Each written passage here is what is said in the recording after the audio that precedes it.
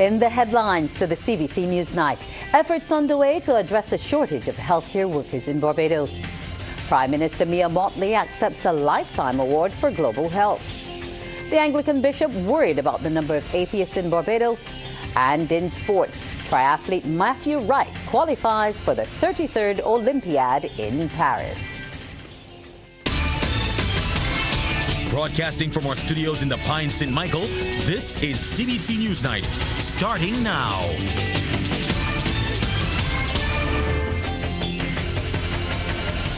Good evening and welcome to the CBC NewsNight. With the details, I'm Wendy Burke.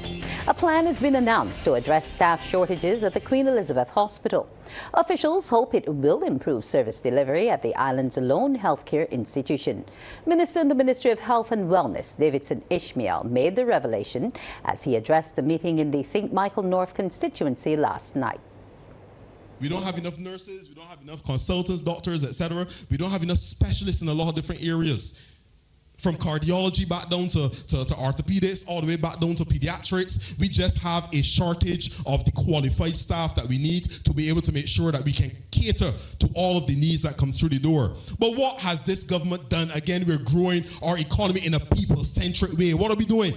Over 250 new posts will be created at the Queen Elizabeth Hospital over the next 3 years. 250 additional bodies are going to be gifted to the Queen Elizabeth Hospital over the next 3 years. Ladies and gentlemen, that is a significant enhancement on what is there right now. 150 registered nurses, 20 nurse specialists or practitioners. We're looking to increase the consultants that we have there, increasing the pharmacists, the physiotherapists, the speech therapists, etc., etc., etc.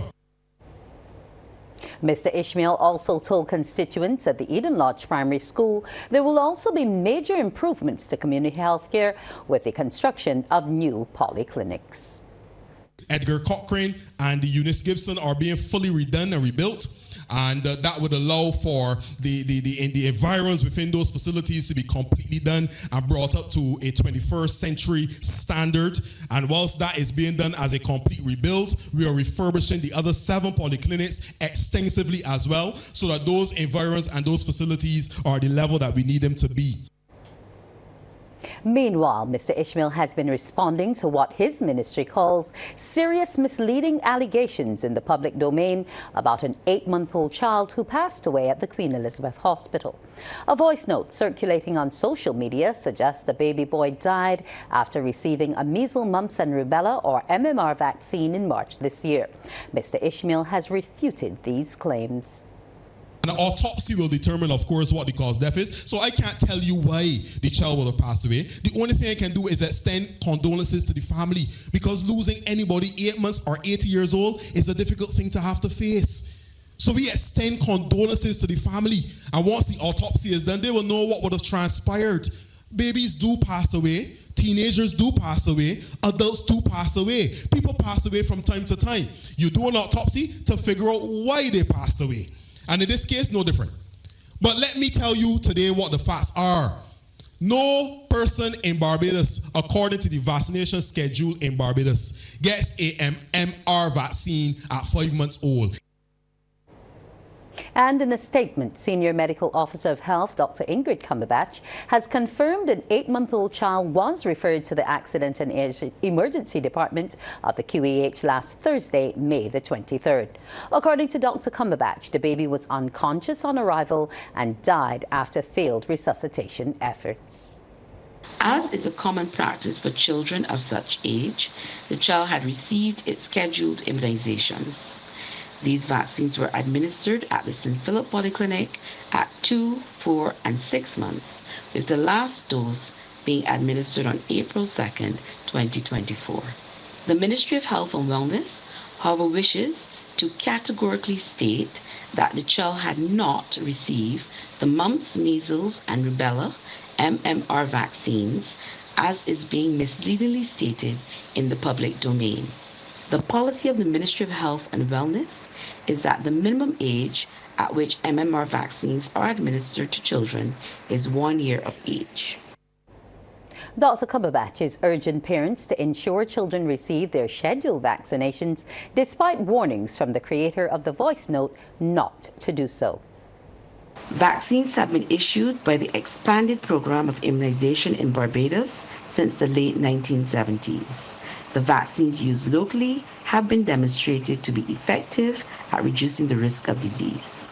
The Ministry of Health and Wellness reminds parents to keep their children's vaccinations up to date according to the recommended schedule to minimize the risk of vaccine-preventable diseases.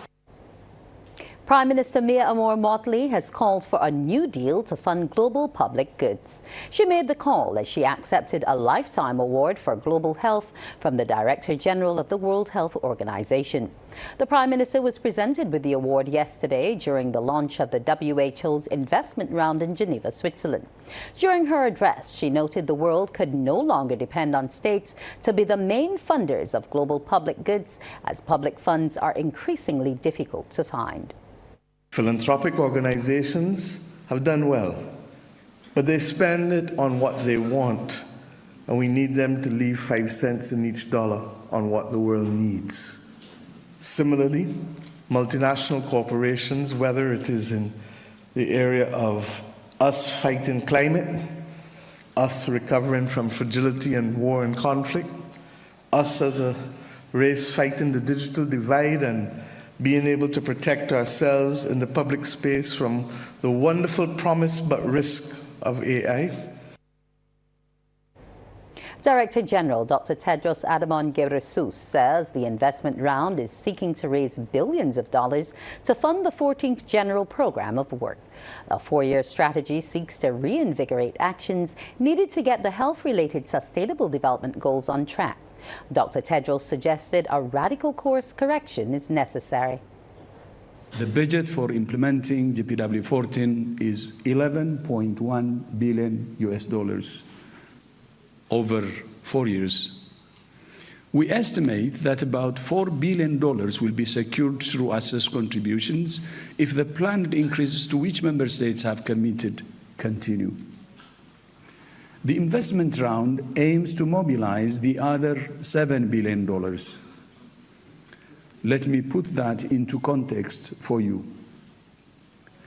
Last year, the world spent $717 billion on cigarettes.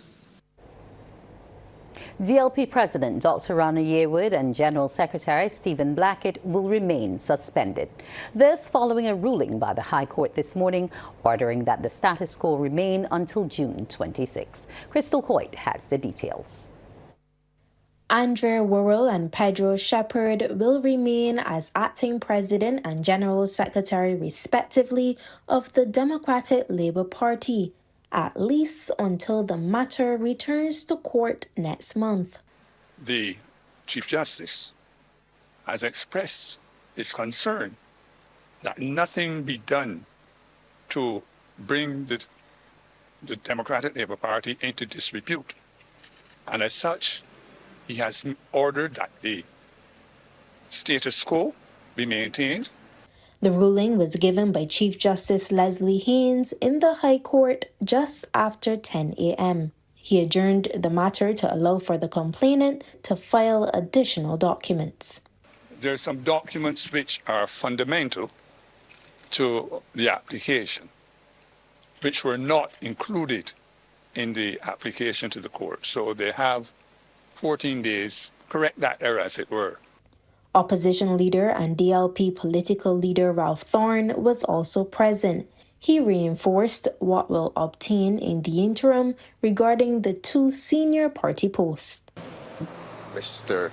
Pedro Shepard, in this interim period, will function as General Secretary, and Mr. Andre Worrell, in this interim period, will function as President, and their work must not be disrupted by anyone.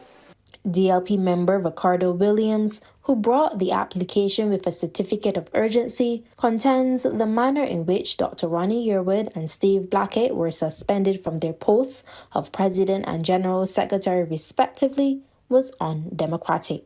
This is not Barbados. This seems to me like the coup in Grenada or what happened at Congress in the United States of America. Barbados is a country that does everything democratically in every sphere. we always do elections and we choose who we want. And if when we choose somebody and you do not like it, you wait for next election and you canvass and do that. This is not the case here. Dr. Yearwood and Stephen Blackett were re-elected by the populace of the Democratic Labour Party. Re-elected. If there's anybody that wants to have the leadership of the Democratic Labour Party, they will go through that process. The matter was adjourned until June 26. Crystal Hoyt, CBC News. Coming up, concern about growing atheism in Barbados. Greater opportunities for upward mobility and specialization have been identified as measures that could keep Barbadian nurses from taking more lucrative jobs overseas. These were among the suggestions put forward by panelists during last evening's program of The People's Business on CBC TV8. Public Relations Officer of the Barbados Nurses Association, Alvin Hart, says while nurses here take as long as 15 years to be promoted to some levels, those who emigrate are finding it easier to advance professionally. A few nurses I know who left Barbados because it was just talking about midwifery, gerontology, psychiatric nursing, and they wanted to outside of the box. They wanted to work with dialysis units and that sort of thing. And a nurse would have left here about 2 years ago, went to England, specialized in the dialysis unit. A year later, she became a sister in the dialysis unit. And those are some of the initiatives we have to look at in Barbados to retain our nurses, because generally she would have never moved, because she was only about 2 years out of BCC when she left Barbados. There continue to be pockets of homelessness in and around Bridgetown. According to President of the Barbados Alliance to End Homelessness, Kimar Safri, some of these sites include the Treasury Building, the former Louis Lynch Secondary School, and the former Bridgetown Heliport. He was speaking during a Bridgetown consultation on homelessness under the theme Bigger, Better Interagency on Homelessness. Key stakeholders gathered at the Radisson Aquatica to discuss interventions to deal with homelessness. Mr. Safri says the homeless group that frequented the area of the Treasury had been an eyesore, but that group has since been reduced. Mr. Safri says the majority of those who remain in the area are limers. Everyone at the Treasury was provided for in services in terms of resilience unit, provided housing. Even though persons refused, we provide shelter. Even though some refused, some use the shelter. The number of persons that you're going to see, if you take a drive back, let's say 10 o'clock tonight, you'll realize only about 2 or 3 people there. The number is not as big as before. Yeah, those are just limers. But if you go there and ask them, they either stay at the shelter, and some are not homeless at all. They're just limers. Just only about 2 or 3 persons there that are homeless. Most of what you're seeing there is because people are actually there because they want to be there. Additionally, Mr. Safri says the homeless in and around the city have all been offered jobs to clean up the streets ahead of the ICC T20 Men's World Cup. Anglican Bishop, the Right Reverend Michael Maxwell, is worried about the number of atheists in Barbados. He says, based on a survey completed by the Barbados Statistical Service in 2021, just over 62,000 people have indicated they are atheists or those who do not believe in the existence of God. This is an alarming statistic. For it suggests that not 5%, it suggests that not 10%, but it suggests that 45%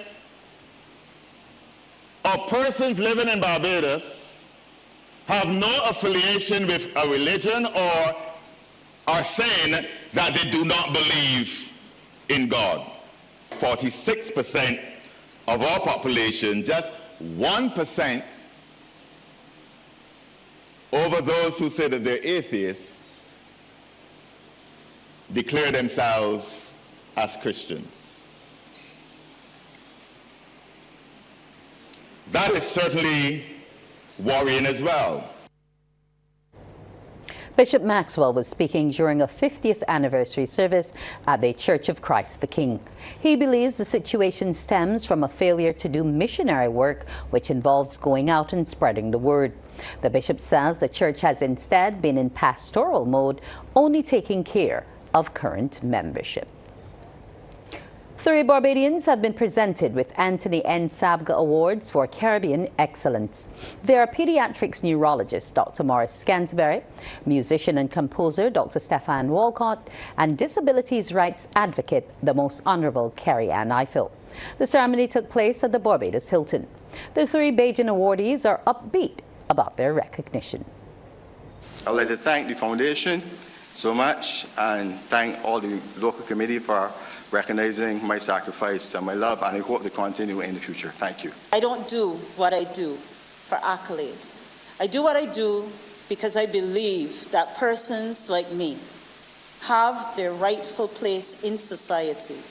I believe that a disability does not have to limit your horizons. My father is up in heaven right now with ambrosia in hand, and he's saying, in the words of one of the world's greatest poets, Mike Tyson, my boy did it. I definitely dedicate this award to him. Chairman of the Ansa McCall Foundation, Andrew N. Sabga, has commended the Barbadians for their exhibition of excellence in their respective fields. First time in our program's history, we have 3 laureates from a single territory.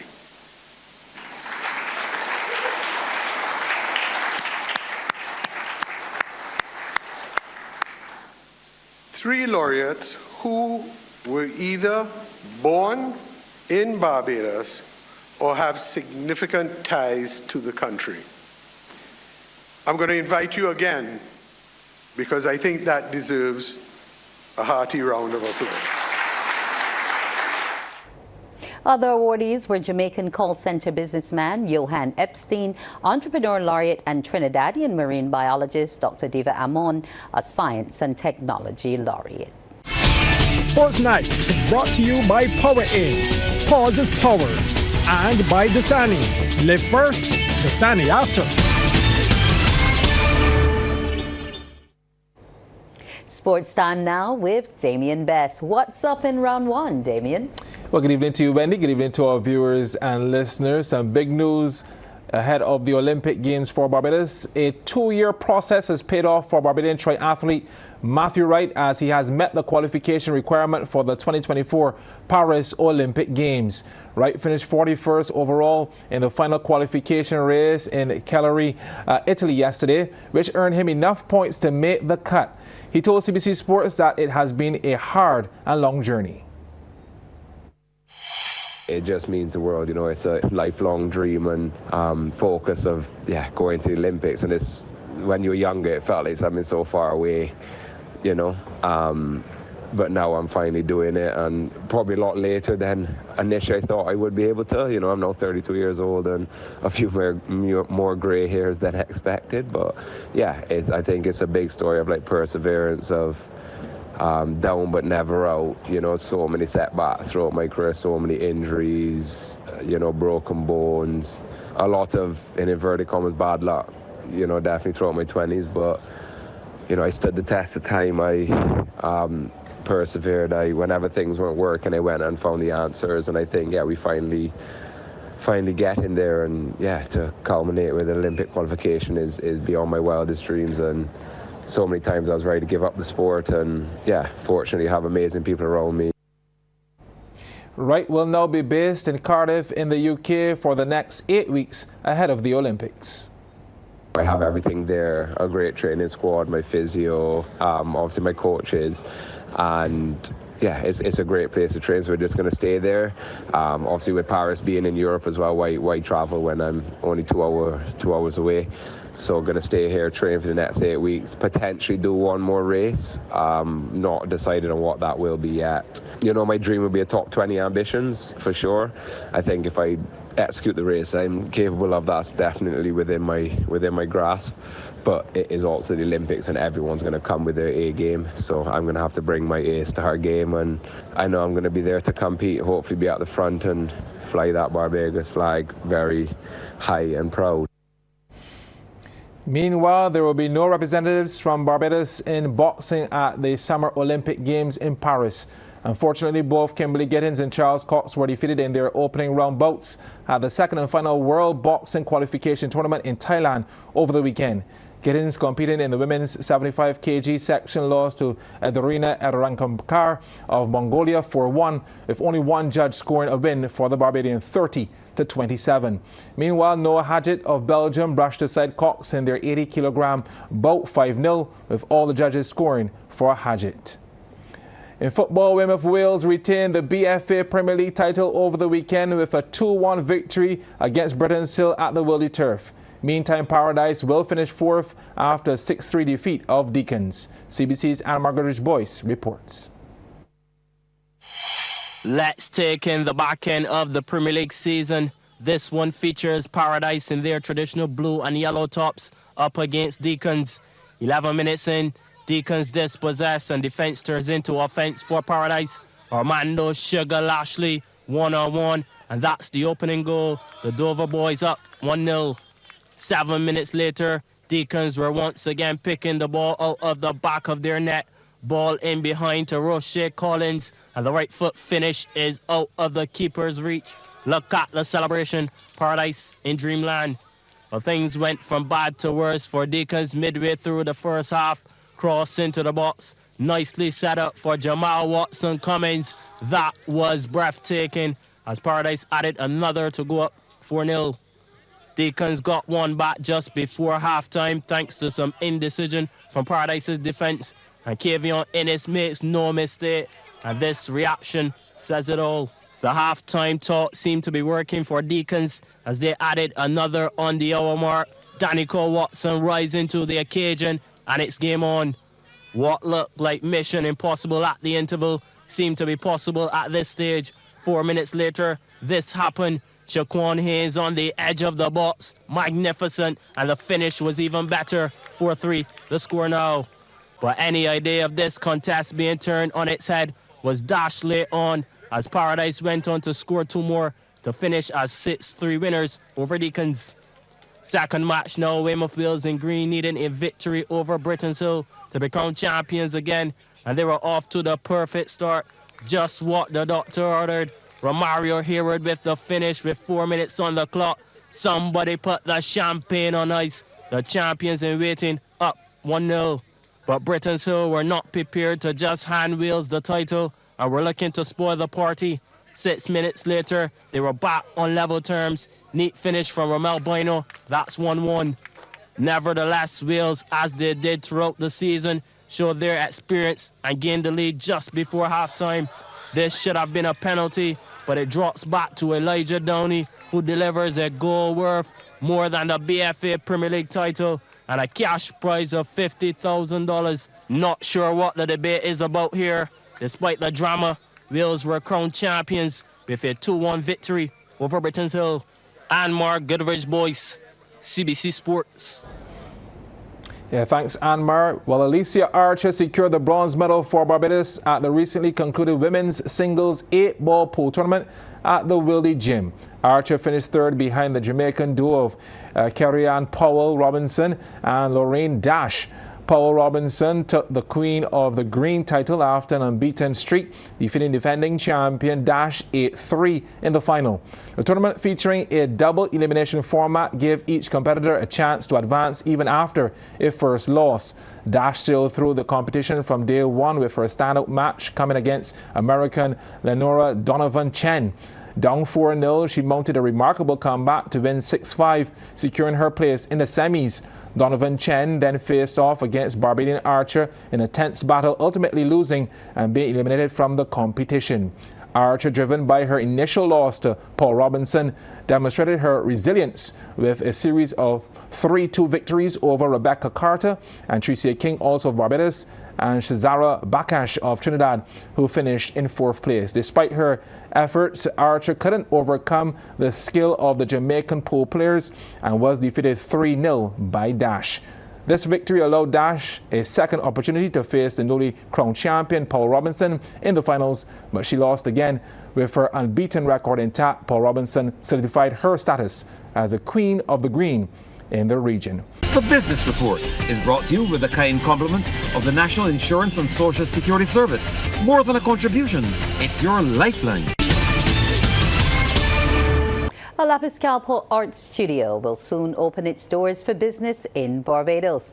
Lapiscalpo, also known as stone scratching or stone engraving, is a technique that involves etching or scratching images onto natural stone surface. It's the brainchild of Barbadian artist Dennis Sobers. Trevor Thorpe reports. The process begins with selecting a suitable stone, which could be granite, marble, slate or sandstone, and carefully preparing it to receive the desired image.